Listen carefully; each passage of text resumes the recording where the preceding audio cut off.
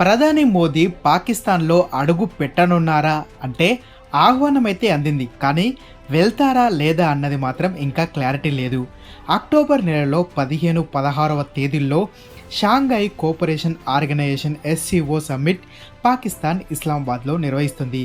ఈ సమ్మిట్కు భారత్ తరపున ప్రధాని మోదీ హాజరవ్వాలని పాకిస్తాన్ ఆహ్వానం పంపింది.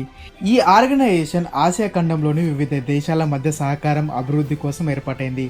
ఇందులో భారత్, పాకిస్తాన్, రష్యా, చైనా దేశాలు పూర్తి సభ్య దేశాలుగా ఉన్నాయి. శ్రీలంక, బంగ్లాదేశ్లు నార్మల్ సభ్య దేశాలుగా ఉన్నాయి.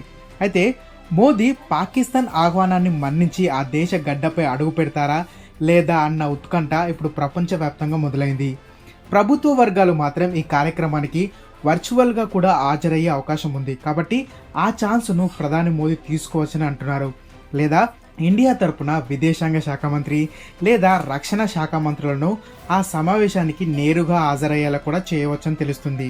అయితే ఇటీవలి కాలంలో జమ్మూ కాశ్మీర్లో ఉగ్ర కదలికలు ఎక్కువగా అయ్యాయి. మరోవైపు త్వరలోనే జమ్మూ కాశ్మీర్లో చాలా ఏళ్ల తర్వాత ఎన్నికలు జరుగుతున్నాయి.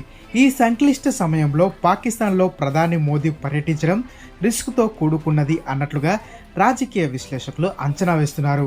మరి వీరి అంచనాలకు తగ్గట్లుగానే మోదీ వెళ్లకుండా ఉంటారా లేదా అందరి అంచనాలను తలకిందులు చేస్తూ పాకిస్తాన్లో పర్యటించి సరికొత్త ట్రెండ్ సృష్టిస్తారా అన్నది వేచి చూడాలి.